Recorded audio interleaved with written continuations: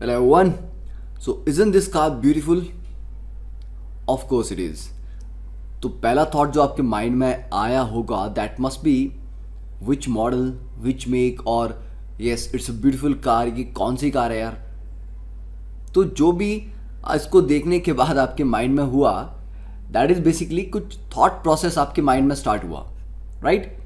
और हमारे ब्रेन में जो भी थॉट प्रोसेस या कुछ भी सिग्नल पास होते हैं कॉन्शियसली अनकॉन्शियसली, आप कुछ काम कर रहे हो तो that is all because of the signals that are passing in the brain, जिसके लिए न्यूरोट्रांसमीटर्स रिस्पॉन्सिबल हैं. फॉर एग्जाम्पल ये कंपाउंड एड्रेनलिन, ये आप सबने सुना ही होगा. एड्रेनलिन रश, जब हम कुछ एकदम से एक्साइट हो जाते हैं, ठीक है, आप रेस कर रहे हो, कुछ इस तरह का फिनोमेना वहाँ पे, तो एड्रेनलिन बॉडी रिलीज करती है, ब्रेन आपका एड्रेनलिन रिलीज करता है to give you that extra kick, right? तो दिस इज अबाउट न्यूरोट्रांसमीटर्स. अब न्यूरोट्रांसमीटर्स को हम क्यों पढ़ रहे हैं? Because we are going to start our new chapter that is amines. और अमीन्स में many neurotransmitters they consist of nitrogen compounds, ठीक है? तो मतलब amines, many amines are actually neurotransmitters, right? So let's talk about how does our brain think at first. Now this is taken from a source. I have mentioned the website link. तो आप इसको जाके detail में पढ़ सकते हो, but actually हम सारा पढ़ ही लेंगे यहाँ पे. तो to start you can ask what does a nervous system do for an animal? Very simple demonstration of the nervous system is when you are at the doctor's office, the doctor hits you your patellar tendon on your knee. कि आपकी नी पे उसने थोड़ा सा hit किया तो क्या होता है, आपकी लेग एकदम से फॉरवर्ड आती है, आगे आती है, ठीक है? You are like sitting like this, तो यहाँ पे अगर टैप करेगा डॉक्टर तो एकदम से आपकी टांग ऊपर की तरफ आएगी. तो that is a reflex action. आपने ये सोच के नहीं किया, वो लेग को पता है कि कुछ ऐसा कोई हिट करेगा तो उसको रिफ्लेक्स एक्शन है, वो फॉरवर्ड आएगी, राइट? तो that action doesn't involve your brain. It's a simple reflex arc with only 2 neurons. मतलब दो न्यूरॉन इस एक्शन को कंट्रोल कर रहे हैं, राइट? आपके ब्रेन को इसमें एक्टिव या पार्टिसिपेट करने की जरूरत नहीं पड़ी. तो it's already more advance than what something without a central nervous system like a plant और ट्री कैन डू, ठीक है? Humans have a central nervous system but plant और tree they don't have a central nervous system, right? तो definitely अगर ये just 2 neurons के base पे हो रहा है तो आप इसको ये नहीं बोलते कि it's very simple phenomena. It's still very advanced phenomena because we have central nervous system. Another example is कि आप बाहर चल रहे हो और सडनली एक फास्ट मूविंग बॉल या कोई भी ऑब्जेक्ट, सर्कुलर ऑब्जेक्ट आपकी तरफ आ रहा है, ठीक है? बॉल दूर से आपकी तरफ आ रही है, तो ऑब्वियस सी बात है, जैसे आप देखते हो आपकी आई उसको डिटेक्ट करती कि yes this object is coming towards you, और आप एकदम से साइड हट जाते हो, ठीक है, राइट? तो जो सिग्नल आपकी आई से गया आपके विजुअल पार्ट ऑफ ब्रेन में, उसने बताया ब्रेन को कि यस एक ऑब्जेक्ट आ रहा है और ये हमें हिट कर सकता है. तो your brain then communicates with other neurons sending signal to muscles in your body कि हाँ किस पार्ट को मूव करना है, आपके हेड को मूव करना है, क्या मूव करना है. तो ब्रेन उसके अकॉर्डिंग सिग्नल या कम्युनिकेशन भेजेगा so that you will move और you will duck out of the way so that the object doesn't hit you, right? तो ये भी बेसिकली किस पे बेसिस था? अगर आपके ब्रेन ने वो सिग्नल नहीं पास किए होते मसल्स को, तो मसल्स को नहीं समझ आता कि हमें यहां से मूव करना है, ठीक है? तो ये जो सिग्नल पास करता है ब्रेन एक न्यूरॉन से दूसरे न्यूरॉन में, that is through neurotransmitters, right? So in order for your brain to think you need nerve cells, जिनको न्यूरॉन्स बोलते हैं, that can detect information about the outside world and can transmit that information to other nerve cells. So it's the transmission of information, the cells talking to each other. That's the fundamental physical basis for how thinking works, right? And another critical part of the nervous system that supports thinking is that nerve cells can change. So they can essentially learn about the past experiences, so they respond differently when an experience is re-encounter. For example मान लेते हैं कि जैसे कि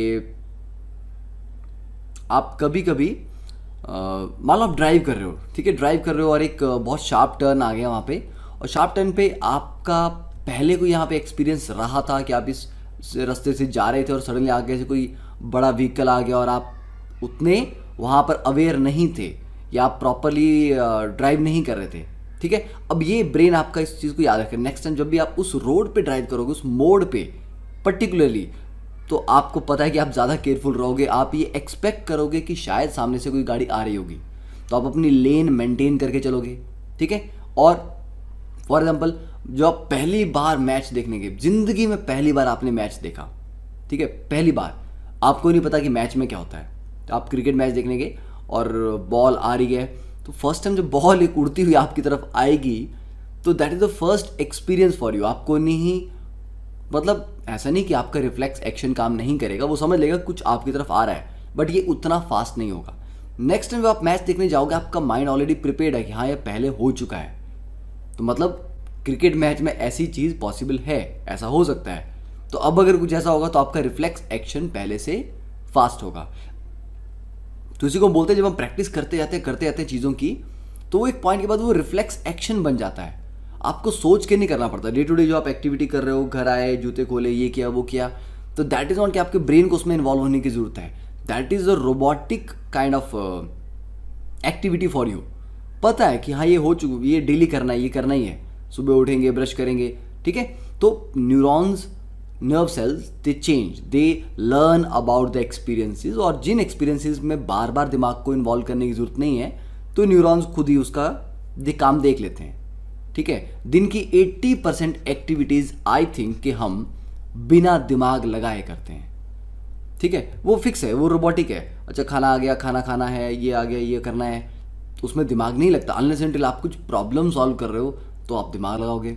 कुछ नया हुआ जो आपने पहले नहीं देखा था, वो आपको दिमाग लगाना पड़ेगा, आपको एनालाइज करना पड़ेगा उस सिचुएशन को, ठीक है। तो big part of thinking turns out to be the ongoing updating by the brain of the current environmental situation. जब भी ब्रेन एक नए एनवायरमेंटल सिचुएशन में होता है, ये अपने आप को अपडेट करता है कि अच्छा यहाँ क्या हो रहा है, ये समझता है उस सिनेरियो को, और अगर नेक्स्ट टाइम वो सिनेरियो रिपीट होगा तो ब्रेन को पता है कि कैसे एक्ट करना है, रिएक्ट करना है उस टाइम पे। So even when you are not purposefully consciously thinking, like trying hard to remember a fact or to solve a puzzle, your brain is just as active. Brain active है, वो आसपास के surrounding को समझ रहा है, सीख रहा है, चाहे आपको पता लगे या ना लगे, ठीक है। तो it's always keeping track of where you are in the environment and what events you might expect to happen in the near future, right. So I think that's pretty amazing. And then another effect we have कि how do drugs affect neurotransmitters. हम देखते हैं कि cocaine, marijuana, ये सारे जो drugs हैं ये एडिक्टिव होते हैं, तो इनकी जो एडिक्शन है that is related to the neurotransmitters, ठीक है, कि किस तरह से न्यूरोट्रांसमीटर्स के साथ ये इंटरेक्ट करते हैं। तो जो भी एडिक्शन काउंसलर्स होते हैं, they have to be familiar with the neurotransmitters affected by drug, कि कौन सा ड्रग आप ले रहे हो, तो वो ब्रेन में कौन से न्यूरोट्रांसमीटर को एक्टिवेट या डीएक्टिवेट कर रहा है, ठीक है। So there are many neurotransmitters in the brain, but we'll focus on the ones that are involved with the reward pathway. Reward pathway मतलब आपको pleasure feel हो रहा है, आपको अच्छा feel हो रहा है, that's kind of reward, ठीक है। तो different drugs have differential effects on the neurotransmitters like marijuana and opiates. They can activate neurons because their chemical structure emulates that of a natural neurotransmitter. मतलब ये neurons को activate करते हैं क्योंकि इनका अपना structure एक neurotransmitter जैसा है, तो न्यूरॉन को लगता है कि अच्छा ये तो न्यूरोट्रांसमीटर ही है, तो न्यूरॉन्स को एक्टिवेट करने के लिए क्या चाहिए होता है, neurotransmitter.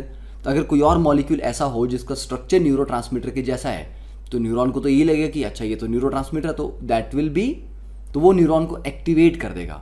Then cocaine, crystal meth on the other hand, they can cause the nerve cells to release much larger than normal amounts of natural neurotransmitter. तो ये ऐसे हैं, ये न्यूरोट्रांसमीटर्स की तरह बिहेव नहीं करते, पर ये न्यूरॉन्स को या नर्व सेल्स को कुछ ज़्यादा ही अमाउंट में सर्टेन न्यूरोट्रांसमीटर्स रिलीज करने के लिए एनेबल कर देते हैं, ठीक है, और prevent the usual reabsorption of these brain chemicals, कि एक बार ये रिलीज होते हैं फिर ये रीएब्जॉर्ब हो जाते हैं। अगर रीएब्जॉर्ब नहीं होंगे उस स्पीड से, तो आपको कुछ ज़्यादा ही प्लेजर, अच्छा फीलिंग आएगी। मतलब एक नॉर्मल सा कुछ हो रहा है, आपको उसमें बहुत ज़्यादा खुश होने की ज़रूरत नहीं है, बट अगर आपने कुछ ऐसा ड्रग लिया हुआ है तो आपको नॉर्मल कमरे में बैठे बैठे भी ऐसा लगेगा कि अच्छा तो दुनिया तो बहुत ही अच्छी है, ठीक है। तो that is how drugs affect neuro transmitters.